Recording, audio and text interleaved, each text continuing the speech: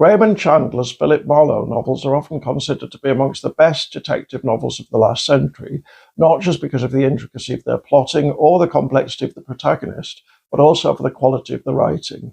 They were published between 1939 and 1958. Chandler was born in Chicago in 1888, but after his father abandoned the family, his mother took him to London, where she thought he could get a better education. In 1907, he became a British citizen, but returned to America 5 years later and settled in California, where he spent most of the rest of his life. He began writing detective stories for magazines in 1932, then produced a highly successful novel in the genre.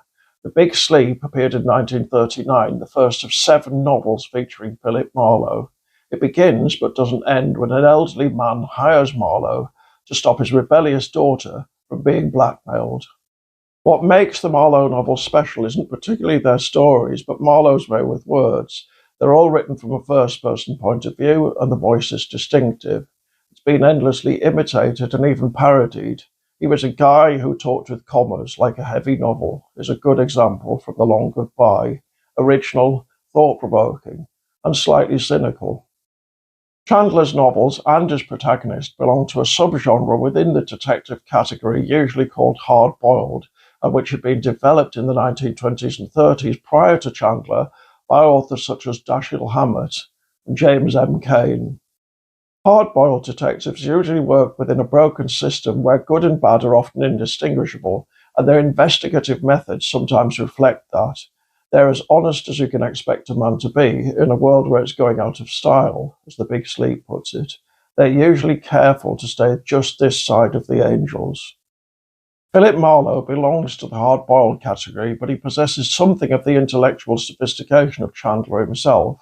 He plays chess and he reads poetry, and for all his jadedness, he has relatively high moral standards. Chandler followed The Big Sleep with Farewell, My Lovely in 1940, then 2 more novels in the next 3 years. By this time, he was working in Hollywood. He'd had problems with alcohol since the First World War, when he'd served with the Canadian Expeditionary Force in the trenches of northern France, and alcohol undoubtedly affected his output, as it always does.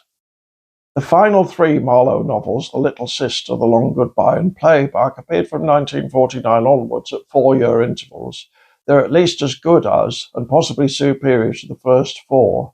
The Long Goodbye is particularly sophisticated and contains passages of detached reflection and social criticism, never overdone or intrusive.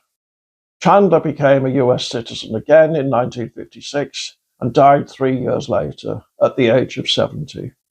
It's rare for a detective novelist to achieve literary immortality, but it does happen. It definitely happened here.